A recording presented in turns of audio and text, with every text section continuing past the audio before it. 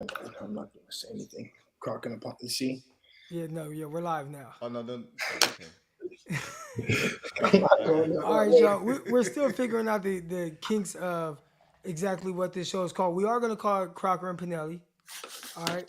And we have to get the graphics and everything done for that and get the audio version of it as well. As y'all know, I'm Eric Crocker, former NFL and AFL defensive back. I'm joined by QB Guru Greg Panelli, and also got a guest host with me today, my brother right here, Donald Salter. He played football as well. So we're going to discuss big game that happened over the weekend. 49ers suffering, I don't even know what to call it, a very upsetting loss. A very upsetting loss.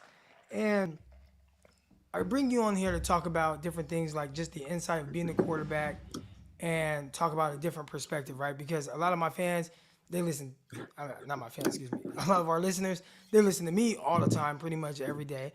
They get your perspective once a week on this stuff. But it'd be good because Donald, he was there in Chicago with me while watching the game. And first, I just want to get some of your thoughts on not the intricacies of what happened in the game, but just kind of just your overall thoughts of what you saw from both quarterbacks, Trey Lance and Justin Fields, and then we'll get into kind of deeper about what it's like to throw in that type of weather, play in that type of weather, and what's kind of going through these guys' minds. All right, so just watching it from a broad generalization type perspective, what did you see? Really, you can start with. Let's start with Justin Fields. Yeah, I think both of them realistically looked at times decent. I think that they also looked still young and inexperienced, I guess. Um, but at the end of the day, and it's tough not to just look straight to the weather, but from a play calling perspective, Shanahan kind of did some things where he left off last year, but obviously those things change once you get into a crappy weather situation. So it's like, I remember um, looking back and playing in rain games, especially on the offensive side of the ball. It's one of those things as a quarterback where you hope it dries up, and and it's like wind and rain are like the two things that really suck playing in as a quarterback. But torrential downpour is a completely different ball game. Obviously, you guys were there. From a DB's perspective, right? Like every time you're making a tackle, what's happening with your gloves? Like your gloves slide on the ground. They're pretty much obsolete at that point. And then obviously Donald knows, throwing passes to him for a few years. The same thing with the receivers. At that point, I don't even know if it does anything from catching a ball or grip or whatever it may be. But I think that Justin Fields obviously shows his great athleticism, and if he looks really good running the ball. He reminds me a lot of Cam Newton running the ball. His body looks a lot like Cam Newton running the ball. But both quarterbacks, as far as footing underneath them, it's tough. The play calling, like I said, was a little bit limited. But I think that there was a few things where there was misdirections, and that's what opened up a touchdown for the Bears there. Who was it? Pettis, I think, ended up scoring that touchdown. Yeah. Was it? Yeah. Yeah. So one of those. And then, I think that Trey Lance, the O lines, both of them, were getting mopped up a little bit, which I didn't really expect too much from the 49ers. But there was a few balls that Trey threw, I think, in the rain that kind of caught me off guard. That actually had some really solid velocity on them, some good layered throws that kind of took me back. Like, oh shit! Like this guy, for it being completely soaked out there, he's out there pumping the ball. So, and there was a couple that he missed that were huge. I know he missed that one up the sideline to the tight end that was a little bit flatter. But again, that ball being thrown in the rain like that was still pretty impressive. And then there was a couple shorter ones, like quick game screens that just slipped right out of his hand and went pretty much nowhere. So it's tough to gauge both of When those you see guys. that, real quick, when you see that, right, and you talk about a ball just slip out of his hand and it pretty much goes nowhere, what goes through your mind, like as a former quarterback, when you see that? Because, like for me, when I'm watching a defensive back and I see something happen, and it's like I can relate to that and understand exactly, like, okay, I can see why, this would happen to this guy, whether the receiver forced it or whether it's conditions or whatever. So when you see the ball kind of slip out of their hands, do you just chalk it up to, oh man, this is just the Yeah, weather, or just do you right. say, nah, this he in this situation he needs to try to grip the ball a certain way and get it out of his hand? I think it's just one of those ones where you kind of write it off as it's completely soaked out there. The ball gets heavier, so that's another thing. It's like in the NFL, it's different. They do shuffle footballs in and out of there all the time and try and keep them dry, but basically they just get waterlogged and they get heavier and heavier as the game goes on. But the grip is pretty much gone at that rate, and that's kind of why they do those measurements at the NFL Combine with the hands. When you're playing in cold weather games, you're playing in rain games. How are you going to be able to grip the football? And for the most part, he did a pretty good job. But when it goes quick game and you can't get the laces, you're pretty much it's wet leather at that point. And sometimes it's going to work out, sometimes it won't. So I saw one of those ones and I just kind of wrote it off. And it's one of those things that's going to happen at some point or another when you're playing in the rain. What were some of your thoughts? Because we're sitting there, we're kind of talking together while we're watching, everybody play and whatnot. Just really, just overall, just the game in general, but also, the quarterbacks and, Trey Lance and Justin Fields, because I was a huge fan of Justin Fields coming out. Were you a huge fan of Fields? In college, I was. Yeah. So, just watching them so Donald and I, when we go to games, because, everybody I see somebody in here that says, big win for angry Donald Steelers. So they know, he's a Steeler fan. When he goes to the games with me, it's really just to see, some, players or, witness, a certain stadium. So we went to the 49ers and Patriots game some years ago, and we really only went to that game to watch Tom Brady. There was no other person on the field that I really cared to see. And you go to this game, and it's one of the big things to me was, I get to watch Justin Fields. And I don't even know if I'll ever see him again live, but, he did some things that were really cool. But what were your thoughts on just kind of just watching the game in general, or maybe anything you saw from the quarterback? I see one person in there stop comparing the quarterback. We're not comparing them. We're just talking about what we saw. All right, so I say due to the elements, it's small sample size of judging or trying to,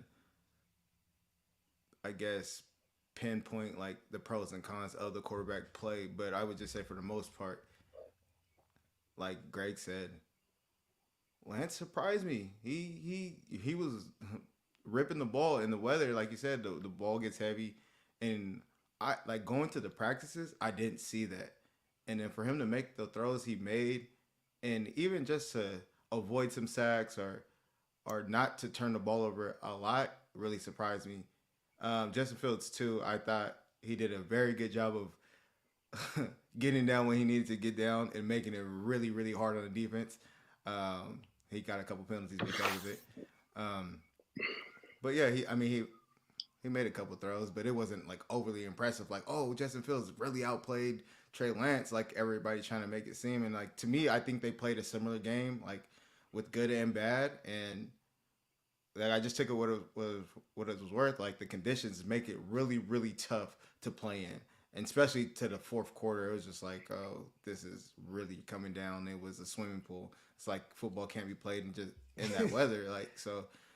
The overreaction is kind of killing me about Trey Lance. So, most of the time, when we're evaluating football, it's because we've been there, done that type thing. So, yeah.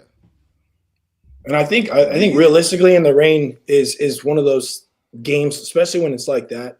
It's try and win any way you can, get it done any way you can, whether it's sloppy, whether it's clean, doesn't really matter. It's try and get out of there with a win, and let's move on from that game, because the circumstances are completely different than when it's sunny and 75, right? So, the takeaway from it, like Donald said, both of them I thought played very similar, and that's pretty much all you can do. You look back at that freezing cold Patriots game last year against the Bills. I think Mac Jones threw the ball 3 times, and then Josh had to throw the ball 20-something times or whatever it was. The difference was the Bills had a shit run game, and the Patriots were able to run the ball and control the clock, and the Patriots come out with a win. So it's pretty much get it done any way you can and move on past that game and really don't look back at it, because the scheme is kind of obsolete at that point. Do you think that there's kind of this I don't even know what to call it because maybe you can correct me if I'm wrong. And I was talking to Donald about this, and I was like, man, I've never seen this before. Like, I've never seen a scenario where everybody piles on like one kid. And can you recall any other scenario like this before where just everyone, kind of the media, everybody just gets on one player? I can't, but I think I know why, and it's because Jimmy's sitting right there behind him. And if Yeah. Jimmy wasn't there, then I don't think it would be like that. But That's a lot that has to do with it. And I keep telling him that. Like I keep telling him, like, if you 100% believe in the guy, you want to avoid all negativity. So you have to remove that away. So there's no like pushback on it, you know, because you got people who are split. You know, you got Jimmy fans, you got people who don't know footballs, and it's like, oh, put Jimmy in. It's like, well, if you don't have that, that's not even an option. So I think that needs to be removed. It's a cancer. I believe so. I think it's going to be, you know, if this was a game where it is sunny and 75 outside, and this continue, it went like this for week 5, 6, 7, or whatever it may be. Okay, maybe it's time to reevaluate, right? But it's a pretty tough deal to step into your first game of the year starting after everything that happened this offseason, and then you show up and it's a monsoon outside and you're playing at Soldier Field, and they just redid the field on Monday, and you're pretty much playing in a pond out there. So yeah, I would say that this game's kind of one of those ones you can take some good things from it. The negatives, it's tough to really look at the negatives just given the fact that, you know, it was what it was outside. But really move on to it and see what's going to happen in the next few weeks. And then let's make some assessments. But you got to understand, and we've said this too, like the kid is young still, right? He doesn't have a ton of experience. There's going to be these growing pains that are going to have to be dealt with. How long those will be dealt with, whether he does well, everybody will move past it. If there is those growing pains, yeah, because Jimmy's sitting behind him, it's going to get brought up each and every single week. Kyle's going to have to answer those questions at presser. And I think that Kyle, as of now until further notice, is going to continue to obviously stick with him. And that's why he made the decision that he did so early moving into, I guess, fall camp, and really didn't make it a competition, if you would, and basically said that Trey's going to be the guy. Yeah. Donald and I, man, and he'll tell you the weather was so bad, like before the game, right? Because a lot of people would see kind of when it started, and it wasn't like terrible when it started. It probably was just like a light rain. But before the game, what, like maybe like an hour before kickoff, it was coming down, like storming to the point I told Donald, I'm like, bro, I don't think we go to this game. Like, you trying to just go to a bar and watch a game? Like, I don't want to sit out there. And Donald was like, nah, man, we ain't come all the way out here to like not go to the game. Like, we got to go on Soldier Field, and just that'll be one of those memories where, remember when we went to Soldier Field and it was like storming like crazy, and we'll just always have that memory because, I mean, it was that bad. And I think that really kind of messed up the field and the footing for a lot of guys. What do you think about some of the times when, there was one throw I wanted to ask you about, right? So this type of throw here, and oh my gosh, Mike Martz. Did you hear what Mike Martz said about Trey Lance and Justin Fields? Yes. I saw it, and then I went on to Twitter after, and then it's all over Twitter and the social media networks as far as Mike Martz just laying into him. Yeah, I mean, and I actually was surprised to hear him say anything about Justin Fields, because so far everybody's just been piling on like Trey Lance, and he actually included Justin Fields. I thought that was kind of wild, but like he almost sounded like disgusted. And I'm like, man, there's some deeper going on here. Yeah, no. He might have a different reasoning for old school. Like, I don't even know. It was a little bit. Yeah, I think it was a little bit much. Obviously, I think that's part of it right there, where you said old school, and just kind of having this mindset of how they feel. The game should be played at the quarterback position. But this was a throw here, and are you able to see it in full speed? It's the 10-yard out, or the out to the left here? No. Nah. So this is Ray McLeod on the over, and Donald and I, when we were watching it, from our viewpoint, I didn't even see a receiver in the picture. So I just thought he threw the ball into 3 defenders. Yeah, that's where he layers it over. Yeah. Yeah, this And is one of those throws right here. Like this is a next level throw with we call that a 2 ball right there. So that's a layered throw. Basically, you're throwing it over a linebacker. It's a hard with an arc throw. It's a 25, 30 yard throw. Basically, it's on a line layered enough to drop right over that backer and then before basically the safety. So you call over 1 under 2 on this. So over the backer and then right under the safety. It's a perfect ball. That's such a high level throw that I was, as soon as I saw that in the rain, I was like, wait a second here. I got to go back and watch this. Likewise. It was an elite throw, play action. And here's the thing, if you want to rewind it really quick, Croc, this is what makes play action so effective. If you watch all the linebackers right there, you got 3 of them sucked up really, really hard. And the play action was decent, but this is the basis of Kyle's offense right here. And this is what made Jimmy a good passer, and I think it helped him out obviously in the pass game. And I think this is what he needs to do with Trey instead of just drop back passes. But you get that backer sucked up. Now he's got to peel back 15, 20 yards to try and recover with the safeties dropping to depth. And it's an absolute dime. That's an incredible throw in the rain right there. so when you see something like this, right? And again, I hear all the scrutiny of Trey Lance and what he can and can't do and whatnot. But when you see throws like this, does this give you hope? Like, all right, like, when it comes together, this guy does have all the tools. Yeah, no, that's a great read, great throw. He's seeing him open, right? So he flips his eyes.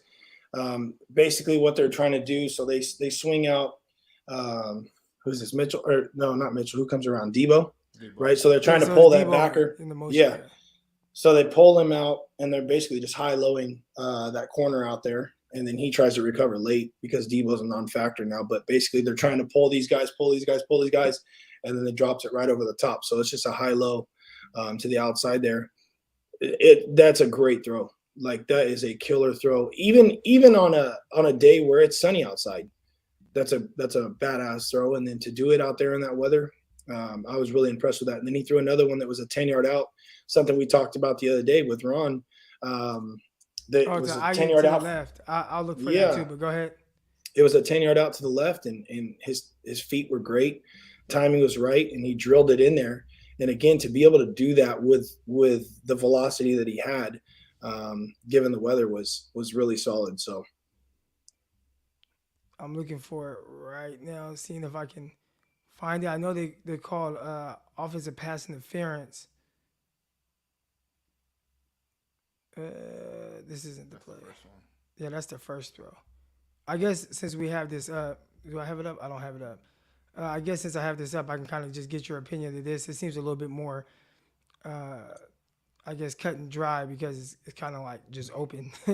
It's not exactly like just layered. But this was another one where I think this was one on the first drive.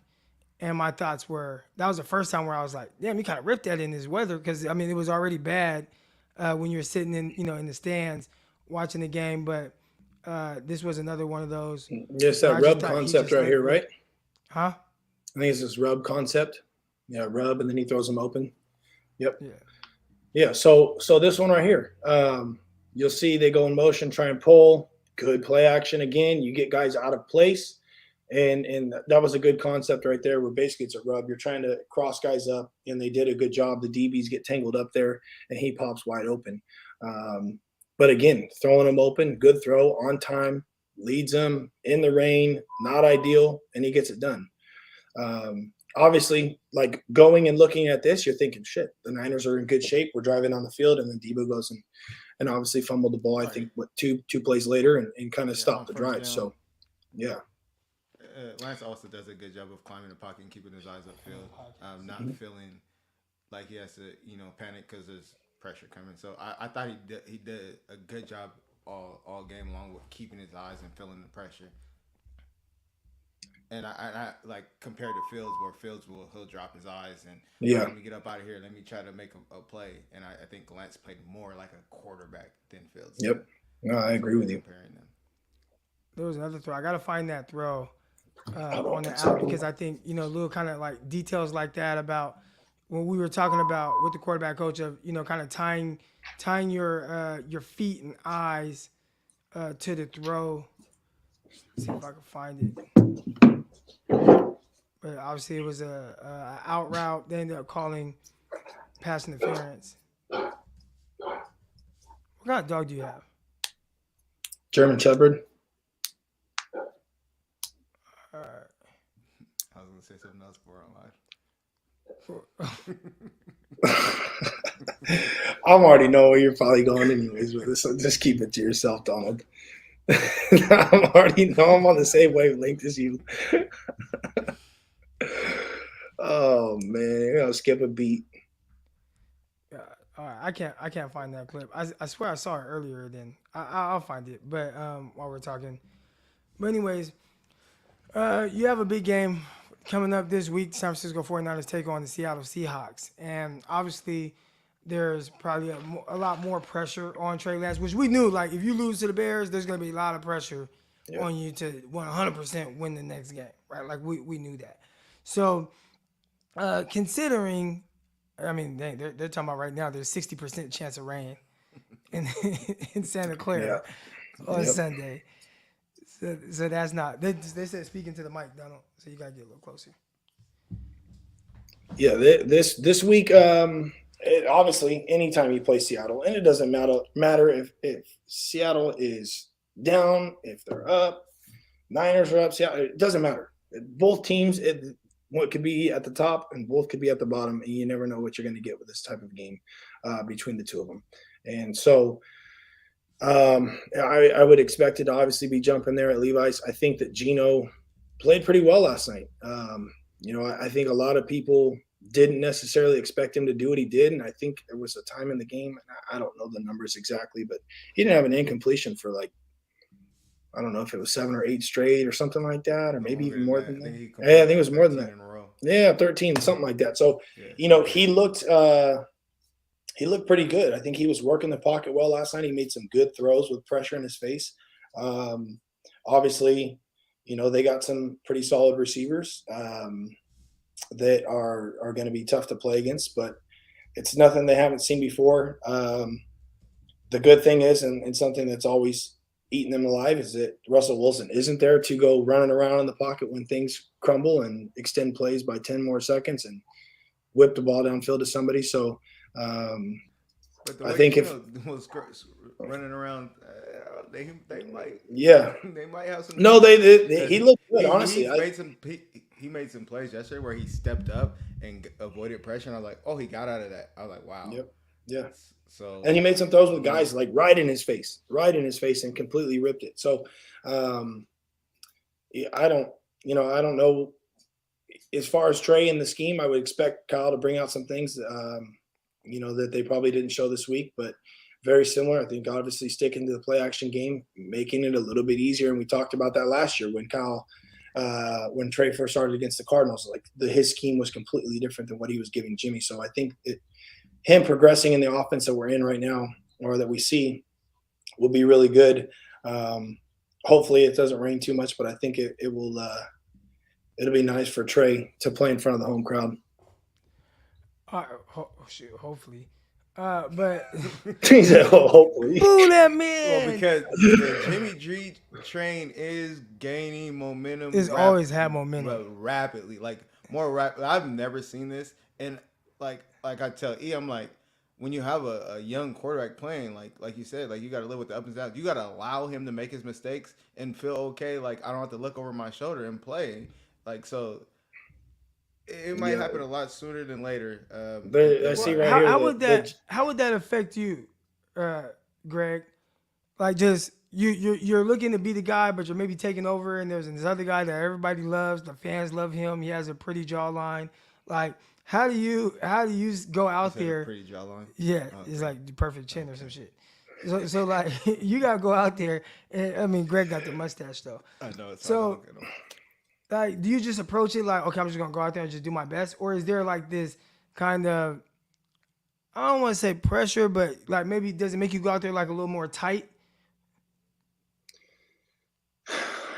It's got to be a different a different mix in there right now, knowing that there's the guy behind you has gone to a couple NFC titles and a Super Bowl and had a big contract, and the fans, for the most part, liked him a lot.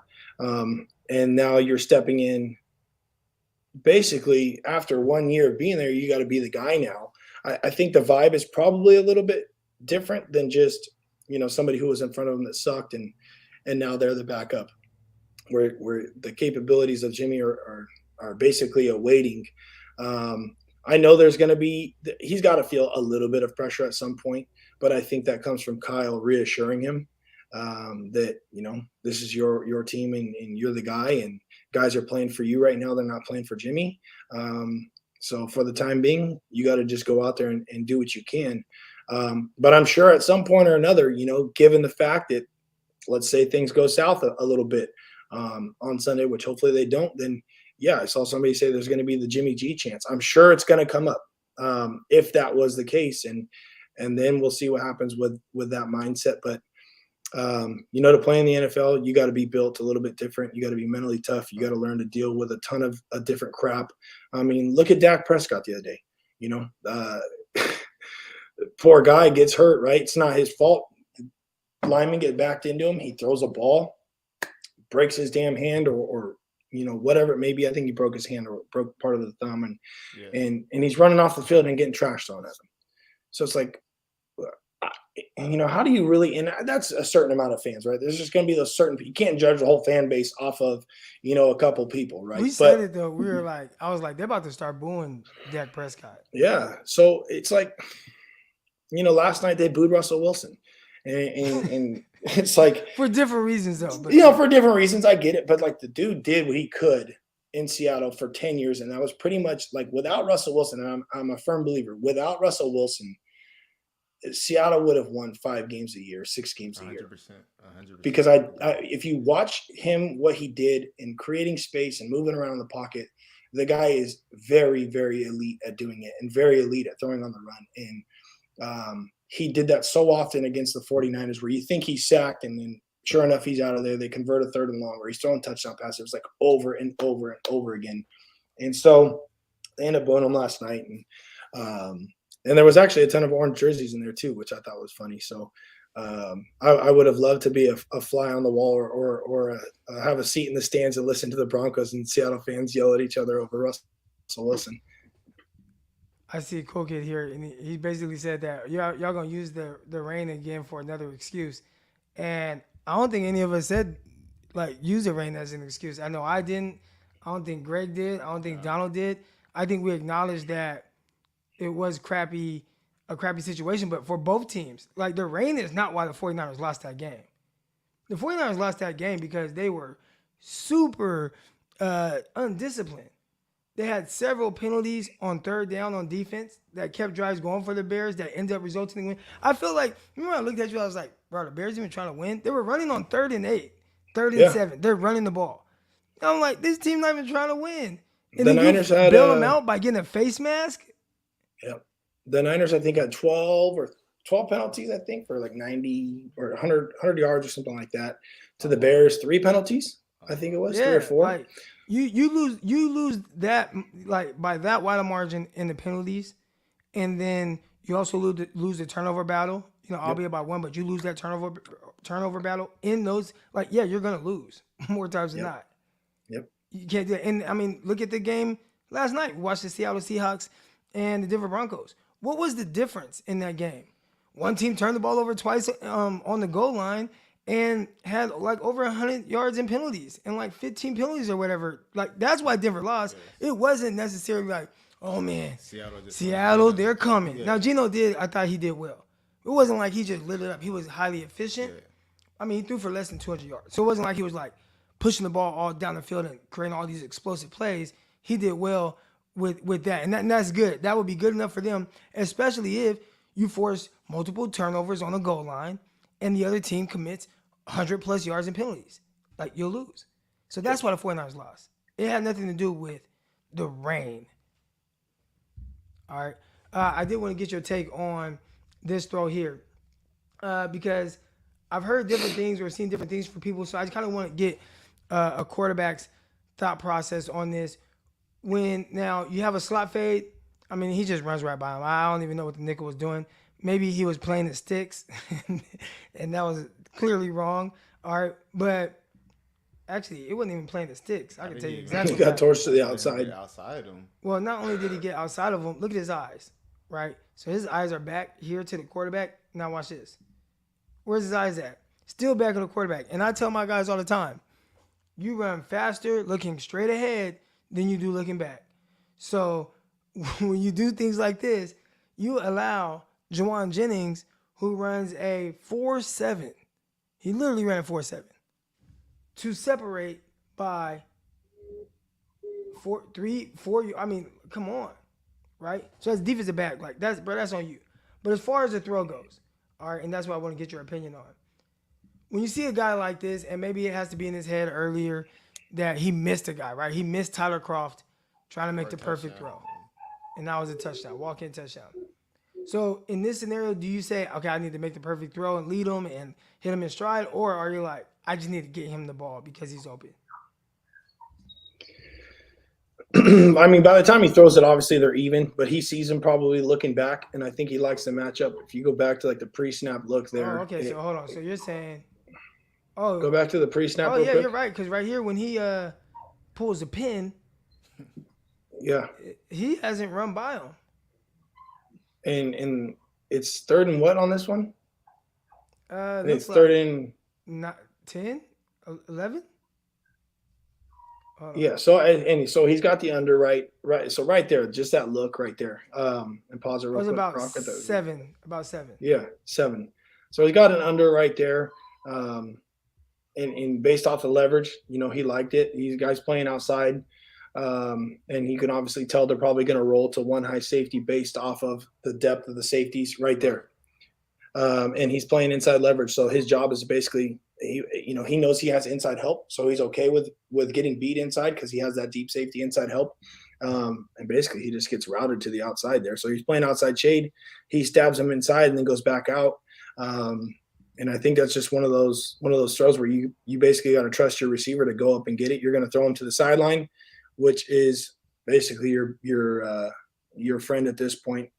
But I think he saw that move and get stabbed inside right there. And once he saw that, he knew he had him to the outside. So would this be thrown with anticipation?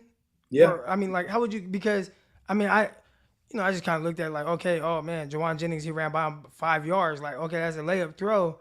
But when he threw it, it wasn't. Or even when he decided, right here, he's probably already deciding, I'm throwing it to Juwan Jennings. Especially if he sees a safety in the middle like that. Yeah. Yep. He knows. And so he sees him turn. Is this either I just trust this big guy or I'm just going to throw it, anticipate? Like, what's going through your mind there? Because, again, he's throwing it now. And I'd say even now the DB is still kind of ahead of Juwan Jennings. No, but I think when you see a DB that's basically, it happens obviously, quickly, and you see a DB that's looking back at you and you got a guy pushing vertical, you're at some point or another, this is what those guys get paid to do, and this is what quarterbacks get paid to do. You got to throw it with anticipation, knowing that your guy can get open and throw them to the outside. Sometimes it turns into 50-50 balls and you let your receiver go up and get it. But I think that Trey does a good job of recognizing what the DB's doing there, obviously looking back inside with his feet, squared up more to the sidelines.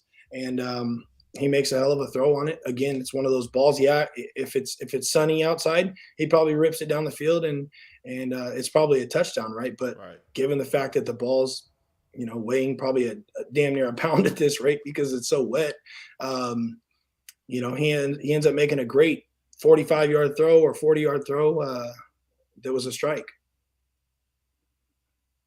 Yeah. And do you have anything on his feet? Because I know I was watching JT O'Sullivan breakdown last week, and he talks a lot about the feet. Well, hell, not just him, Mike Martz too. Mike Martz was he was like, feet, he can't get. I don't know what the hell Mike Martz went in.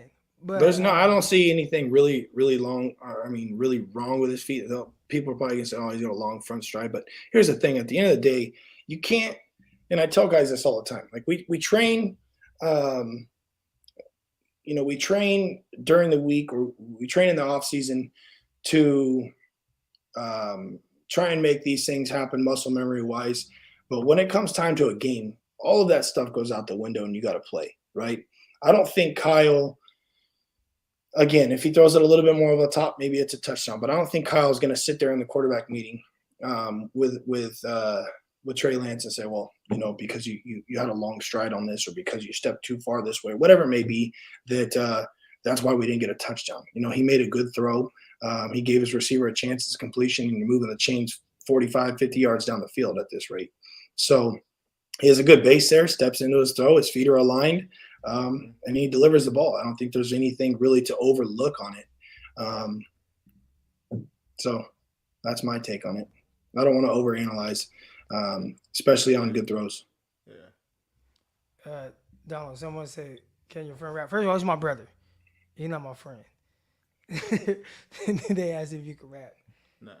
He said, nah. But he does rap.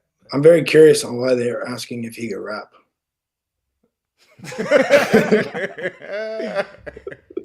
Why you go out? out? I'm just wondering, what do they? Why that? Does he look like a rapper? What do rappers? No, man. He was an all-conference receiver. Man, Me, he said, "Oh, that's it." Oh. Donald, what was plug Donald's page right here? They see Greg come on here. How was Greg as your quarterback? Oh, I loved him. Not just because he was my quarterback. As far as like commanding the team, and mind you, me and Greg, we probably would never hang out. Like if it wasn't for football, like we would have never had met or have a relationship. That's 100%. But two, like coming from where I came from and just like stepping in after he's been there, like taking me under his wing, and like anytime I went to work. So like me and Greg would stay after every single practice and throw. And I liked it. Like I liked that he wanted to work, he wanted to be good, like he wanted to win. And like from a quarterback, like that's what you want. Like you want a leader, a person that's willing to put in the work and demand, what you're capable of. And there's been times where he's ripped me and got on my ass, and sometimes I don't like it, but it's just like at the end of the day, it's like that's what you're supposed to do. And we have a good relationship now.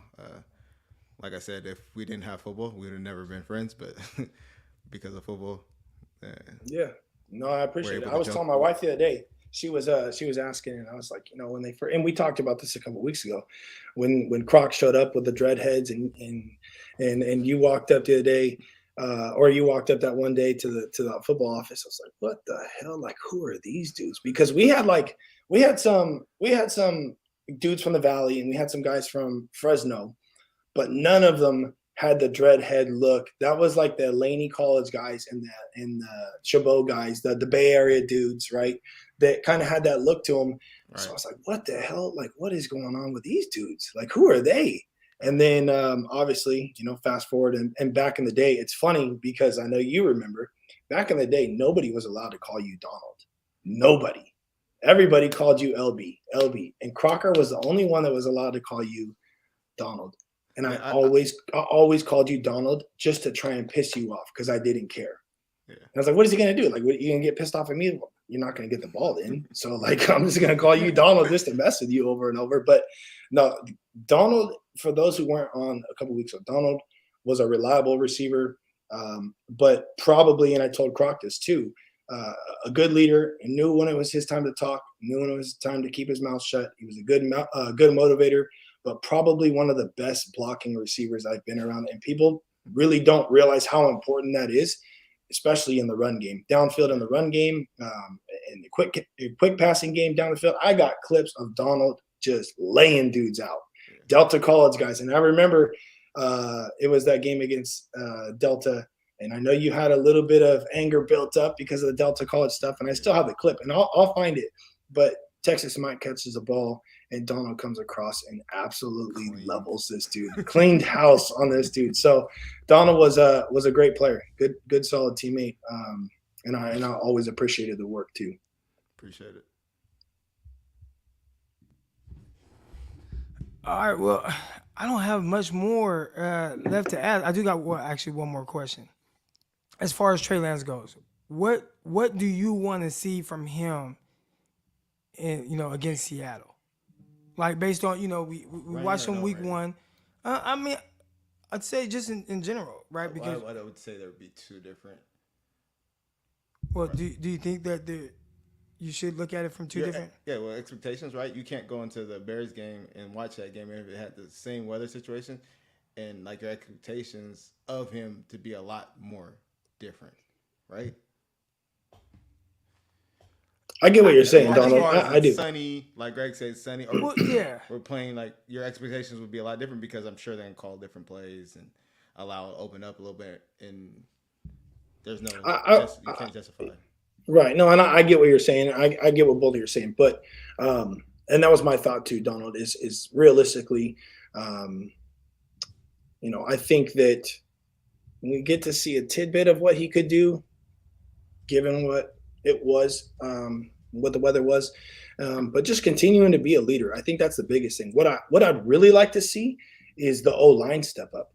I mean, you see the clip of McGlinchey the other day and Trent Williams. McGlinchey gets beat. It's a 4-man rush, and McGlinchey's big on big with the D lineman completely gets torched on the inside. Trey Lance gets sacked, goes down. McGlinchey runs his ass off the sideline. Say, what the hell is that?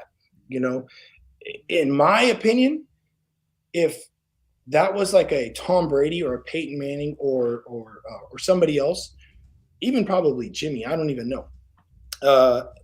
That probably wouldn't happen, right? And if so, and I'm gonna just assume that the O-line coach went into the meetings this week or saw that on film and is probably ripping his ass for doing that because it's a terrible look. But the O-line definitely has to step up. The run game is going to be the biggest thing, and that's always been the biggest thing with Kyle's offense is when the run game is cooking, everything else is predicated on that, right? The play action game, especially if he can't run the ball, which who the hell knows is going to be playing running back this week? Maybe Jimmy will play running back this week. Jimmy Jukes is going to be back there playing running back this week. I don't know, but I don't know what's going to happen with that whole circumstance or that situation, but. If they can get the run game established early, I think it would alleviate a lot of stress on Trey. And I hope that happens for his case. Otherwise, yeah, the game is really going to be on his shoulders, and you're going to see what he's truly made of. But I don't think that we haven't seen it yet where this offense is really built just based off the pass game because it works off of play action so well. So maybe people do want to see that. I don't know. Maybe the fans want to see the ball in his hands and him drop back and see what's going to happen. But I thought we saw some of that. Like I'd say, and again, I think people kind of just dismiss it for whatever reason. But watching him the other day, I thought there were several times where even late in the game, right, and maybe not like the last 7 minutes where it was like super going crazy, but there were times in that fourth quarter where he was converting on third down with his arm. He was converting on third down with his legs. I remember this pass, and nobody's posted. I wish somebody had posted it, but he dropped back, stepped up in the pocket, threw a dart over the middle to no, I want to say Brunskill, my bad, but number 80, Ross Dwelly. Threw a dart over the middle to Ross Dwelly for a first down. Another one he threw, like it looked like a little glance route to Juwan Jennings, first down. That was on third down throw. Another time it's 3rd and 13. He took off, got a first down with his legs. So, I mean, you saw some ability of being a guy that can be like, all right, like I can do some things here, but I think he's just continuing to grow. And it sucks for him that he's not really allowed to do that. I got my guy Niner by Nature. Hey, if you could DM me that clip real quick. DM me that clip real quick so we can pull that up. Send me a DM to set it up. I'm not set up now to join. All you gotta do is click the link. You don't even gotta set up nothing, really. You don't even gotta have StreamYard. Hold on. You don't even gotta have StreamYard. All you gotta do is click the link and it'll boom, get you right. It'll pop you right in here. I'll see your little face pop up and then I'll add you to the chat. Ricky Williams over here says that one guy is high as hell. Is that the Ricky Williams? Is the Ricky Williams in here high as hell too? Nah. No, I'm joking. Because isn't he the marijuana connoisseur now? You. Yeah, he's talking about Donald. Well, one, we're in Arkansas, so I don't even know if people can smoke weed out here. Smoke weed out here. So I'm definitely not high. And 2, I don't smoke, so I'm definitely not high. Yeah. Yeah, let me see. Let me check my DM because there were a couple throws where I was like, "Man, no." I mean, I don't know. Seemed like good stuff to me. Now again, I mean, it's more. It was things that you want your quarterback to be able to do them, but he did it. Really, really. I mean, I know you talked about it too. What's your take? Because you talk about it a little bit more on the O-line play. Because in games like that, that is really, I think, the big difference, where you can run the rock and control the clock. And, on play action, they were pretty solid. But on the drop back pass game, I feel like for the most part, the Niners O-line is not the greatest in the standard drop back pass game. And it's been like that for a few years. And I'm not saying they're terrible, but it's not great. And there's usually guys in the face where they're moving around, and that's football. I get it. But what is your take on what you saw the other day from the O-line? I mean, I ain't really like focus on them too much. I have one take, and I thought it was kind of, I don't know, a little something there. We talked about it on Locked On 49ers. Make sure y'all tune into that, Locked On 49ers with myself, Brad Peacock. But I'm tripping. I think I got to, it's too late anyways. But he got sacked. Mike McGlinchey just completely whiffed. I mean, just whiffed. And Trey Lance got sacked. And he didn't help him up. He looked at him and then just ran off, sprinted off the field. And that's what I was saying. I'm assuming that in the O-line meeting today, or yesterday, because today they had the day off, but that yesterday he was probably getting reamed for doing that. And if it was somebody else that was an elite quarterback on the team or an experienced quarterback, that probably wouldn't happen. And if it did, that quarterback would probably go call out McGlinchey for being an asshole, basically. Because your guy gets ripped down by the jersey, slammed in the ground, and you look down and then just sprint to the sideline. I don't know. To me, it was a weird vibe. And I'm not I don't want to read too much into it. Yeah, but at the same time, I've watched McGlinchey over the years, and I remember the hype that he had coming out of Notre Dame, and it's like this guy that was tutored, underneath. Gosh, now I'm forgetting. But I This mean, is they terrible. had Nelson. This is terrible that I'm forgetting. Not even Nelson. Oh my God. No, but I'm saying they had Quentin Nelson there. Yeah. The coach though, and he just recently went to the NFL a couple years ago. No, I'm talking about our old left tackle before Trent Williams, and I don't know why I'm drawing a blank. Joe Staley? Terrible. Staley. Good God. Oh, damn, I thought you were talking about somebody from Notre Dame. No. That Staley, tutored under Staley, and this was going to be the next guy in line to kind of be that Joe Staley type of dude. And to me, I do not see anything that shows me that dog in him, basically, that Joe Staley had in the run game, in the pass game. He's okay. I think he's decent in the run game and the pass game. I feel like every game I'm watching him just get torched on the outside.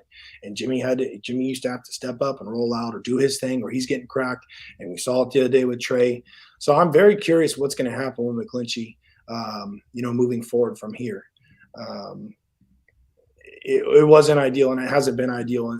And from my understanding, or from my take, in the pass game with him the last few years. Why you don't think they talk about that when they're evaluating Trey Lance? I haven't heard one thing about the offensive line being kind of because it's easy to pinpoint and point fingers at the rookie quarterback, like you said. It's and as well as I do, whether it's good or bad, it's the O-line is always the forgotten ones, right? Mm-hmm. They could protect the quarterback all game and keep him off his ass, or give up one sack the whole game. And hey, sorry, Rogue, come here. I think that they're always the forgotten ones, regardless, right? They're never going to get credit for doing well. And even when it goes bad, sometimes they're forgotten as well. And it's easy to point fingers at the quarterback. And it's just kind of the way it's always been. So I think that's pretty much why it's gone that way. All right. Talk me through this here, because I remember watching it live, and this is my first time seeing it since then, but just watching it live, I was like, dang, that looked good. And I don't know. Maybe I'm wrong. I got to be wrong because everybody in the media just says the kid can't play. But I feel like each time I see him play, I see him doing certain things where it's like, oh, okay, like there it is. Okay, I see that, right? And here, and I don't know if you remember this play, but let me put on mute. But he drops back. Look at him. Feels the pressure. Look at this pressure right here, right? What does he do? Step up, reset. It then throws a dart over the middle for a first down. And Yep. I don't know. I see him do things like this, and I thought there were enough kind of high-level plays to where people would be a little bit more optimistic by what they saw. But, I mean, people are just killing them. I think here's a few things to look at here. So stop it right there, Croc. Okay, hold on. It'll go back. Hold on. So he recognized, right, 3rd and 9, they're showing like a blitz, right? They're bluffing the blitz from the middle. And you get a stunt from the backside or basically like a twist on the backside there. You know, the guard basically, I think, I can't even, no, the guard picks him up, right? And one thing here, and this is what I always appreciate about him, look at use check. So he works inside out. So the running back on this is basically taught to work inside to out. So he knows he's okay inside. There's no pressure. Look at him get his eyes straight out to the blitz on the outside.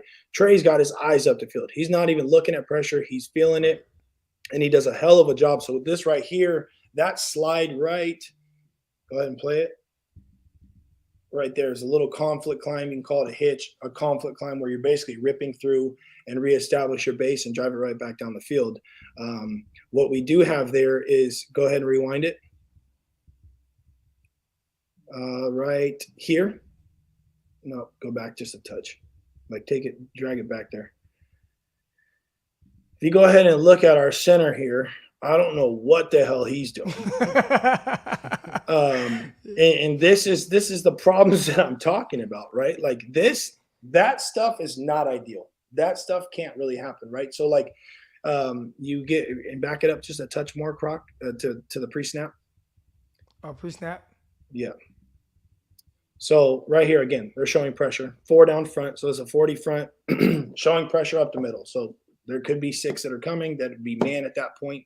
However, Trey knows that it's not man at this point because look at the DBs at the top there.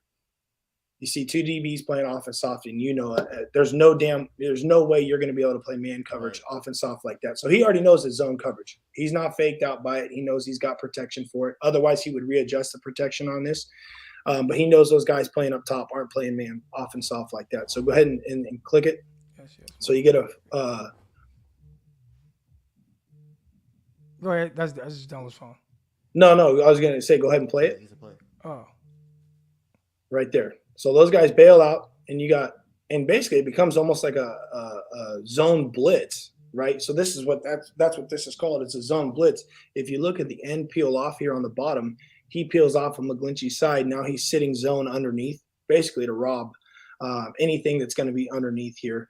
And so you got 4 down, basically, or you got 3 down that are blitzing, or excuse me, 3 down that are coming, and 1 guy blitzing off the edge.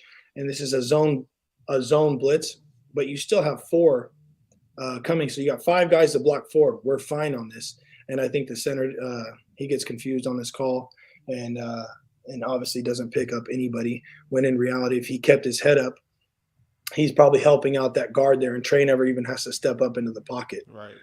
But that's going into like the next level and kind of overanalyzing. That's what would happen in like a film review, where, you know, he's going to get toasted for not helping out with his guard there. But I think that overall Trey does a really good job pushing up in the pocket, and he had 2 guys open, and he found one of them and throws a strike on it. So, and that's one of those play calls with Kyle Shanahan that he does really well at. Basically what they're trying to do is put number 2 right here in a predicament. So they put that flat defender. He gets really wide. The backer sprints out, gets really wide. So this looks like and I can't see the end zone view. Yeah, there's the backer right there. So they basically we don't got the end zone view, man. This is TV, it's the copy, man. No, it's all good. So basically they're just running to the sticks and turning, right? So he's pushing inside, trying to pull that backer with him. The backer pulls just a little bit. Trey makes the throw anyways, and he had, I think it was Jennings right there open anyways. So he had 2 guys that are open because that corner outside can't play both either. So he ends up, you know, putting the ball in there and does a good job with keeping his eyes up. Awesome. So, yeah, I mean, you know, and this is a big moment. And at this point, really, because 8 of 15, so he completes his pass. He's 9 of 16. He was still pretty efficient at this point. Because, I mean, Right. the ending numbers weren't great. And I think now that we could probably, and I talked about not making excuses, but as far as the efficiency kind of going away, that happened more so when the downpour happened. Right. No, and again, if you think that a quarterback's going to go 20 for 20 in a game with a torrential downpour, then just turn in the keys and you're probably not a football fan. Realistically, you'd be lucky to get 50% out of a game like that. I mean, really lucky to get 50%. And so I think, again, I think that looking back and looking into this week's game, Trey threw the ball well. Given the weather, I think that he threw some really, really high level throws. I think that's an exciting thing to take away, that the kid can obviously rip the ball. And I know that everybody knew that he could rip the ball, but he made not just, strikes to where it's a flat one ball and he's throwing the heater. He threw really good layered balls that throwing guys open with a little bit of touch, which we talked about before. That was one of the hardest things that I think that Josh had to get under his belt, was being able to throw a layered football versus something that's flat or just the deep. When you say Josh, Josh Allen? Yeah, Josh Allen coming out of college. That was probably one of the biggest things that he needed to work on, and obviously he has that. And look what he's done with it now. So Trey being able to do that in his first few games playing in that type of weather, I think is really high level play. And I think for your average fan, it's easily dismissed. Like, they easily can be dismissed, like how hard a layer ball is. And on top of that, a deep layer ball. Like, so, like, I think fans just look, oh, it's just completion. Oh, it's just a good throw. And it's just like, no, that is, like you said, an elite throw. That is an elite talent. That is not, like, maybe top 10 quarterbacks are making that throw in the NFL. The bottom half, are not making, Well, I think the bottom half probably aren't attempting it. Yeah. I mean, and that's one thing, you look at some of the deeper ones that he threw, you would see Jimmy do that from time to time, but at a much shorter range. It would be more of like a 20-yard throw, 15 to 20-yard throw, 25-yard throw.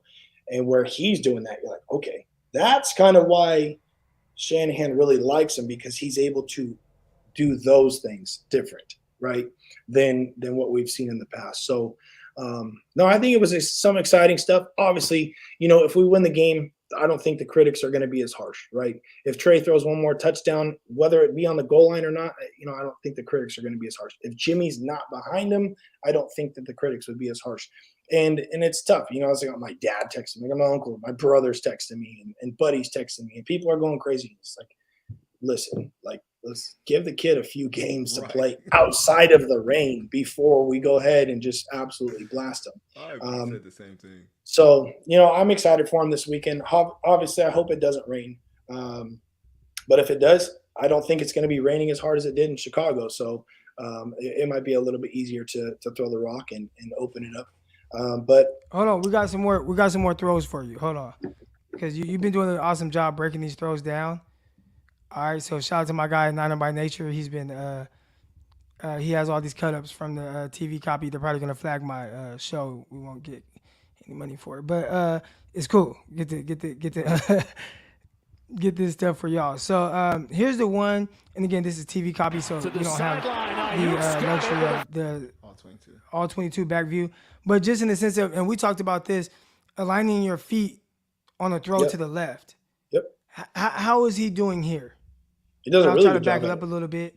So this is a speed out here to the left, and it's from the far right hash, right? So 3rd and 3. No, you got to convert this.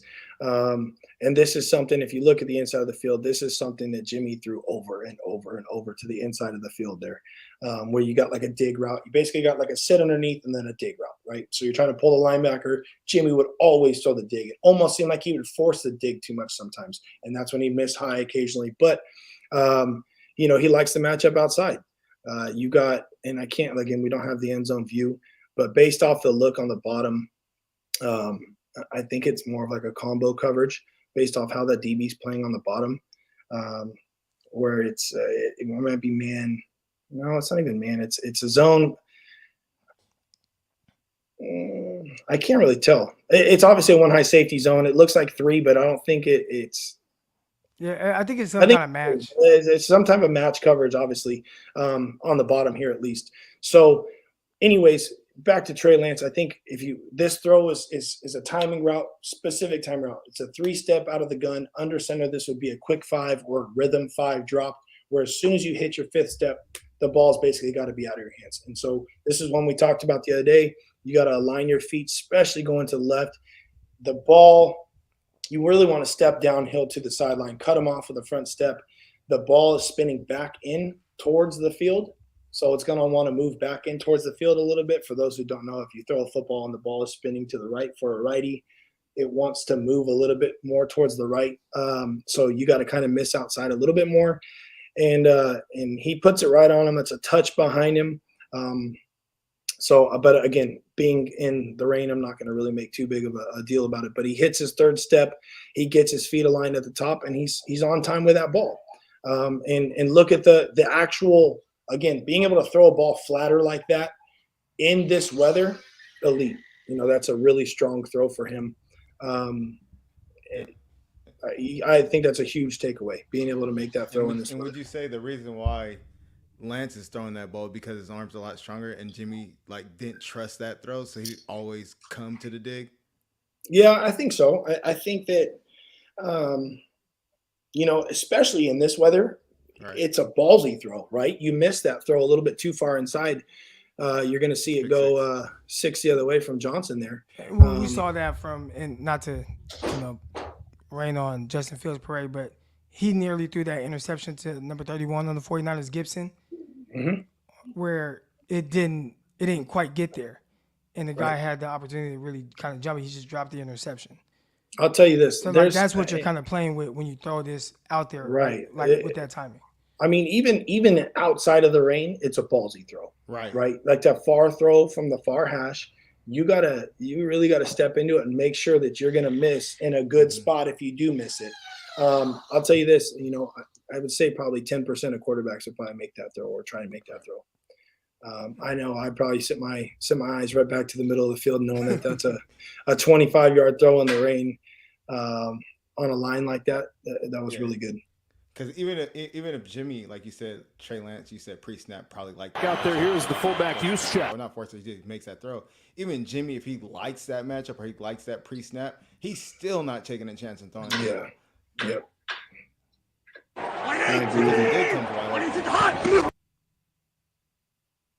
There's that other layered rub throw right there. Nah, This isn't the layered one. This is the first one. But it's just not the all 22. Or this is the layered one. Yeah. It's a dime, man. A dime. Yep. Anyways, man, I would say there was some good stuff in there that you have to take away.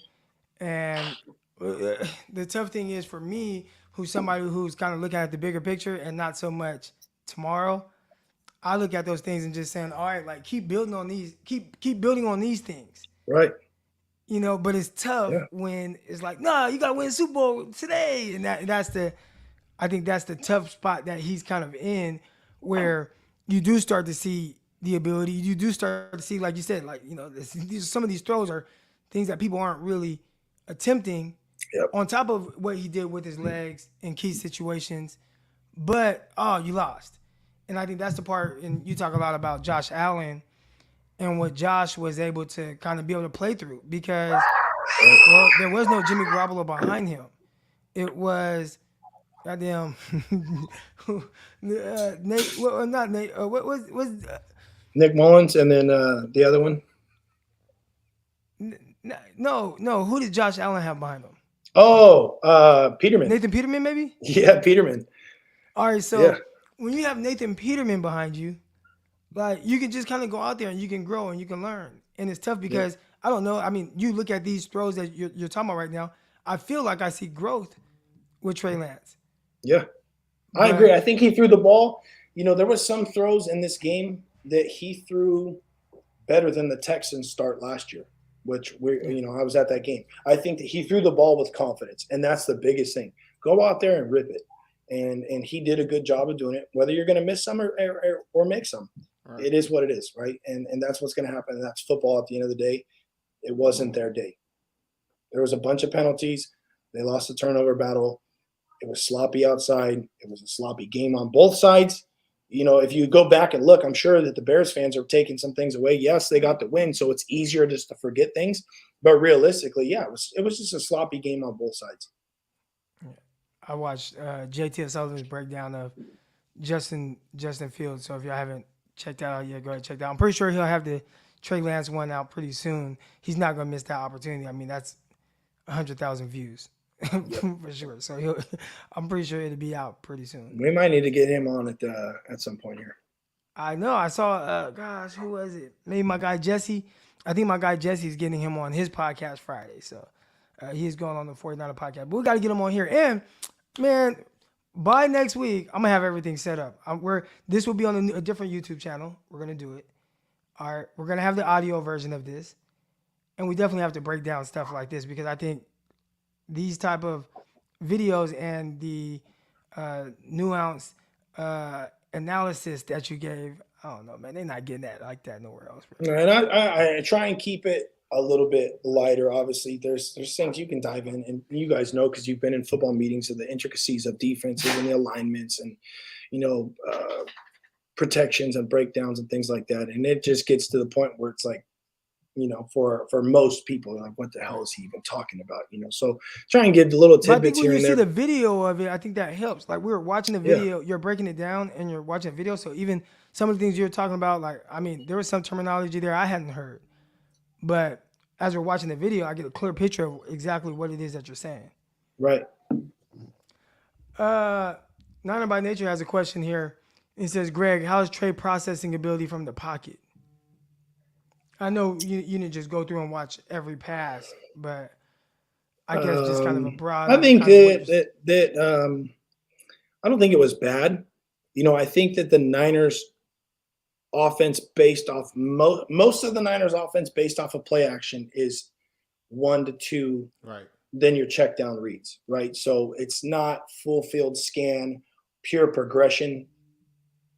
75% of the time, and pure progression meaning working from one side of the field to the next, or based off of what coverage they're giving you pre-snap.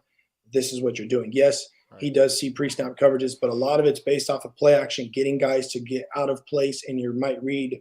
A lot of it now in the NFL is called triangle reads, or you're reading a specific zone on the field. So he might flip his eyes to the triangle, which is on the backside, and it might be 2 to 3 guys.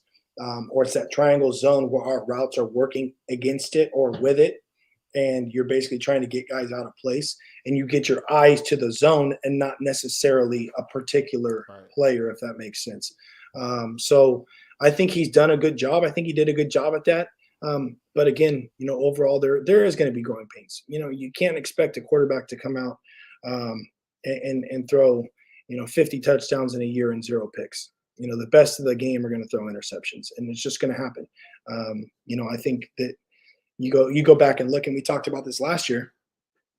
Patrick Mahomes, to me, is one of the luckiest guys. He is a very talented quarterback. Don't get me wrong, but he's very lucky from a perspective of he throws a lot of balls that are in areas that are borderline picked or drop picks. And I saw last year there was a stat where he led the league in dropped interceptions. And it was like 13 or 14 dropped interceptions. I think people's perspective on him would change if, he's going into the season with 20 touchdowns and 20 picks. I don't think people would be talking about him the same. So he had a little bit more luck from that standpoint. So, I think that Trey overall, I think that it's going to be some time. Obviously, it's going to take a little bit of time for him. But at the end of the day, he's done a good job so far. So I don't know what happened, but I think on that note, we probably got to end the show. Croc's camera died. The $4,000 camera died. No, first of all, definitely not 4,000. I don't know. It's like my internet did some weird stuff. I don't know. So I'm on my phone right now. Just pull it up on the phone real quick.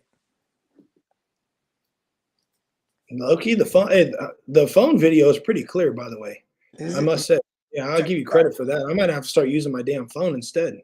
Yeah, let me just like piggyback off what you said, like having realistic expectations for, the Niners. I think people kind of like assumed, oh, Trey Lance coming, we have to win a Super Bowl, and it's like, realistically, how many new quarterbacks, I call them rookies still because they only play 2 games, but like new quarterbacks come in and just, oh yeah, I'm Justin Herbert, I'm gonna be super amazing.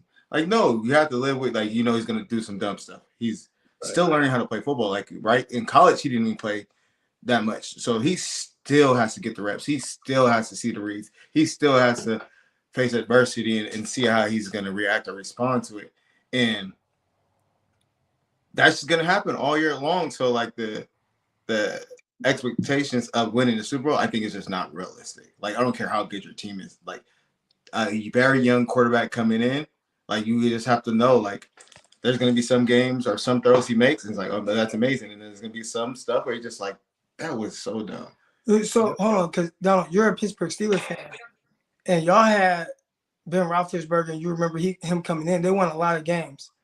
How did they bring him along in that situation? Well, we ran the ball and we relied on our defense.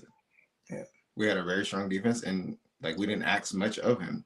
But even Tom Brady, when Tom Brady won the Super Bowls, right, his first 2 Super Bowls, they had a very strong defense. They didn't ask him to do a lot, and it's like, if Trey Lance can do that, then yeah, good. But like, the expectation of that wasn't Patriots' expectation, wasn't Super Bowl. Steelers' expectation wasn't Super Bowl. A lot of these teams, like, their expectations are not Super Bowl. So like, I think that's why it's so much pressure on, like, well, everybody, I feel like, is like panicking and like harping in on Trey Lance's performance. Is like Super Bowl bust, and it's like, well, y'all not being realistic at all. Like, come on, at the end of the day, it's like, he hasn't been here 5 years. Look at Joe Burrow, played against the Steelers this weekend, threw 4 interceptions.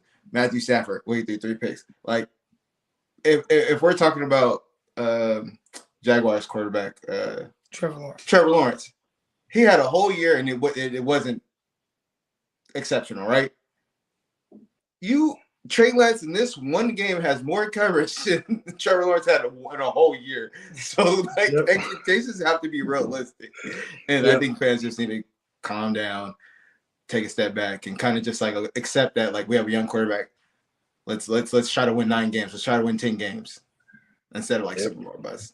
So, well, yeah, win 10 games, get into the dance, and then obviously from there anything can happen. So I think that should be goal first, and I think most teams will tell you their goal first and foremost is win the division.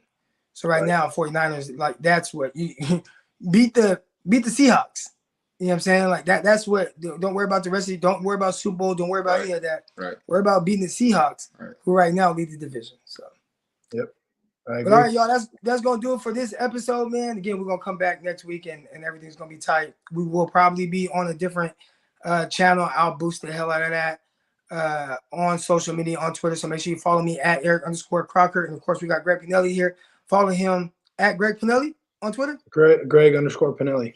Okay, yeah, and I'm at Eric. I'm trying to be like me, because yours wasn't it wasn't like that at first. You are the Twitter guru, so he is. You are the dude on Twitter, man. No, he is. No. He's a guy. You are the guy. No, man. Shout out to Andy in the chat. He said, "What's good? Good meeting you both in Chicago." See, man, met you too, man. Yeah, Angry Donald has more fans on here than he thinks. He probably does. He does. Well, I give him his kudos, because like I say it all the time, like, you're a better person than me because my knowledge of football is so high. Not saying like I'm super like NFL coach, but like majority of the time when people's voicing their opinion or having analysis, like, you're just looking at it as a fan. And like me, I just be like, I take a different approach than Eric would. So like, just engaging in conversations, he's better than me. So that's why I was like, you can be a podcaster, you can do all this stuff, because I can do it because I don't have time and I'm not tolerating none of that. So Eric can forget and forgive real quick. Well, and then he understands like people are like fans. So, I just know there are a lot of idiots out there. So pretty much. So, because they be saying the outrageous stuff, and I'm just like, yeah, there are a lot of people that, But anyways, yeah. We'll holler at y'all, man. We're gonna see y'all next week. Andy said your grill is nice, Donald. Appreciate it. You wanna No, I don't. It's okay. Okay. All right, y'all. We out, man. We'll see y'all next week. Peace. All right, we'll see you guys.